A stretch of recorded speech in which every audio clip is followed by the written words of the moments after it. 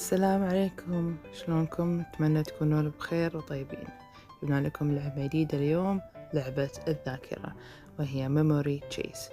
هذه اللعبة عبارة عن لعبة خشبية وفيها دبابيس وألوان مثل ما انتم شايفين، تصلح حق عمر 3 سنوات ومن فوق.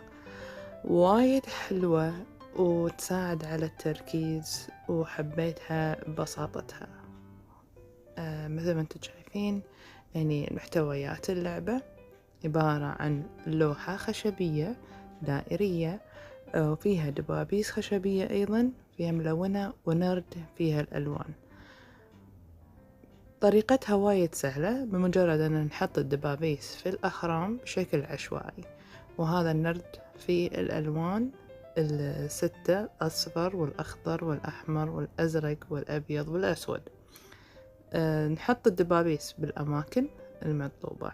هذه الدبابيس بشكل أقرب، فيها من الألوان مثل ما قلت: الأحمر، الأزرق، الأبيض، الأصفر، الأسود والأخضر. في لها كذا طريقة، راح نشرح لكم بالفيديو شلون نلعبها بكذا طريقة.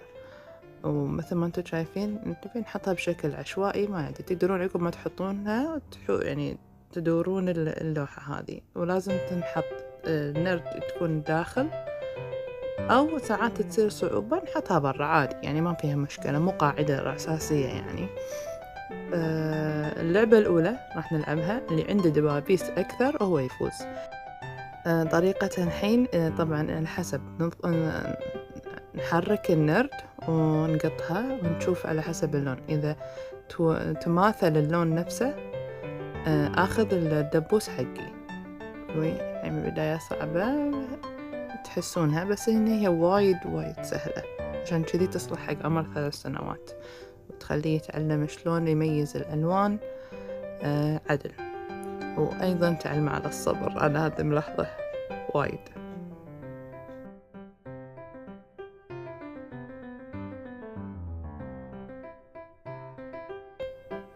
لازم يكون اللون مماثل حقه. شوف أنا هني حطيت اللون الأسود، طلع لي لون أسود عفوا، وأخذت الدبوس حقي لأنه صار نفس اللون. واللي ألعب مرة ثانية دوري، وأحاول مرة أخرى ما صارت. الحين دور بنتي، نشوف طلع لها الأصفر، وتلعب مرة ثانية أحمر. يعني لما نخلص الدبابيس كلها نعد منو اللي عنده دبابيس أكثر هو اللي فايز.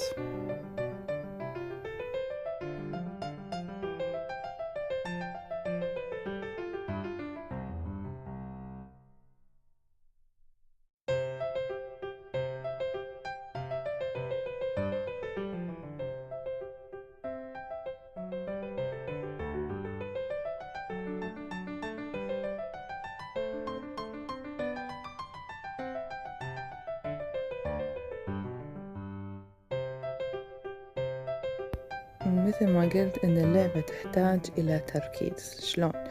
لما أنا أحط النرد يطلع لي لون مثلا الأزرق، وأخذت الأخضر، خلاص أحفظ إن هذاك الدبوس لونه أخضر. عرفتوا؟ علشان يسهل إني أنا أفوز أسرع.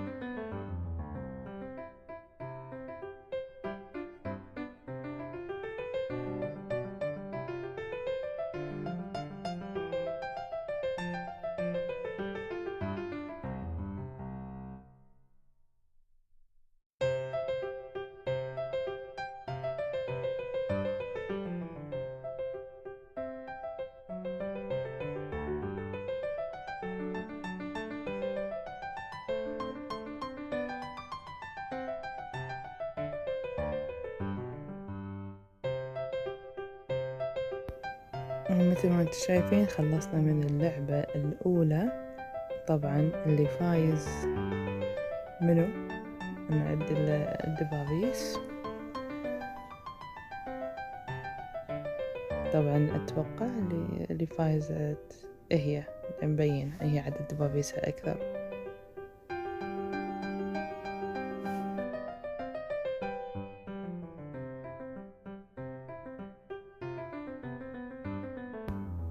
الحين نلعب اللعبة الثانية. أول لاعب يجمع 6 ألوان هو الفايز. مثل ما قلنا ببداية الفيديو إن اللعبة فيها 6 ألوان، اللي هي الأخضر والأصفر والأسود والأبيض والأحمر والأزرق. نفس طريقتها النرد يكون داخل اللعبة أو برا على حسب اتفاقكم. نفس اللون اللي يطلع بالنرد لازم يوالم اللي أنا أختاره، إذا مو نفسه لازم أرجعها مكانها. واللي يركز أكثر يعني هو راح خلاص يثبت اللون إنه هو هني، مثل يعطيه فرصة للفوز أسرع.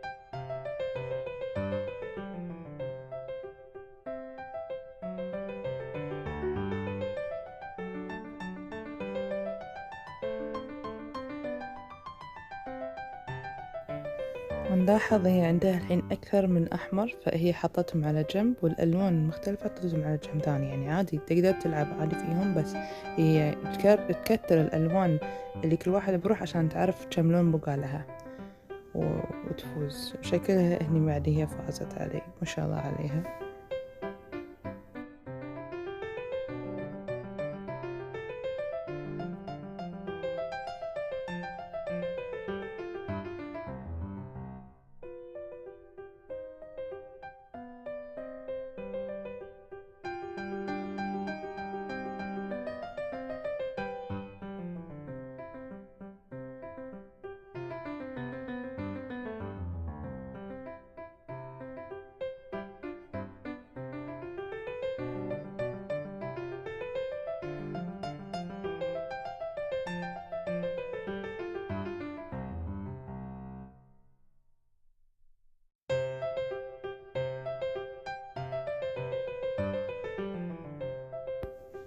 مثل ما قلت لكم إن هي فازت علي.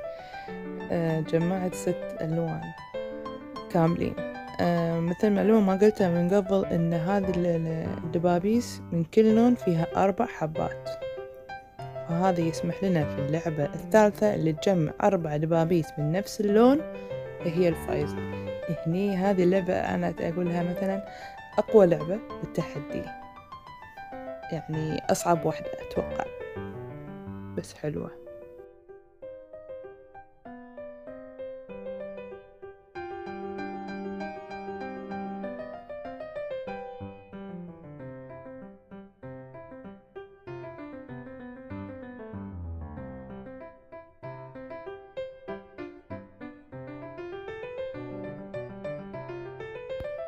قوانين هذه اللعبة بس اللي هي شلون طريقة لعبتها، فاهم علي؟ فنفس الطريقة إن نحط النرد واللي يطلع لنا اللون المشابه حقه أخذ الدبوس حقه. طبعا اللي تاخذ الألوان أكثر بالبداية هي يعني تلحق عليهم وتجمع لها 4 ألوان هي الفايزة.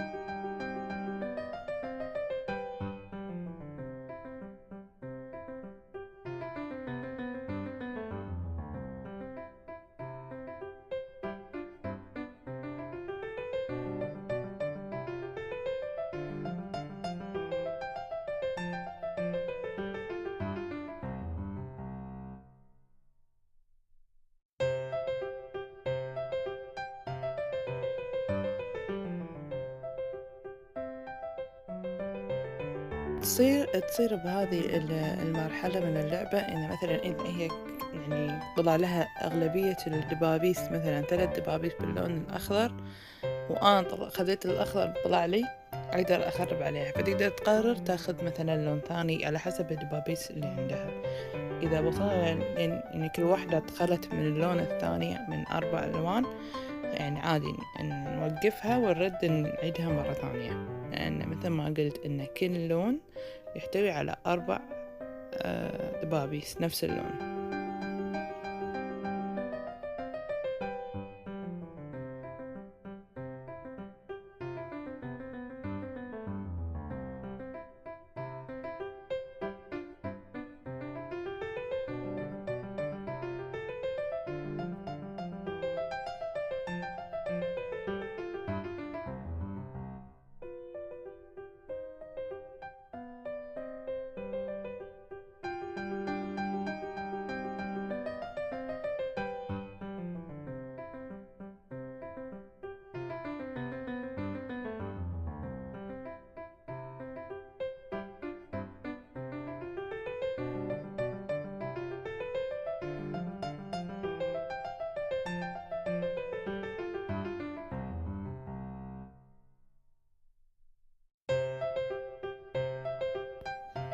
يعني في نهاية اللعبة درينا إن في لونين ضلوا، اللي هم الأصفر والأخضر. طبعا إذا طلعنا لون أسود عادي نكمل لعب، وكذي هي هم فازت ما شاء الله اليوم حظها تبارك الرحمن. هم هي فازت بأنها جمعت أول 4 أرقام، وبكذي تنتهي اللعبة معانا. أتمنى أن عجبتكم، وإن شاء الله نشوفكم بالفيديوهات الجاية. لا تنسون الشير والسبسكرايب واللايك أكيد. مع السلامة.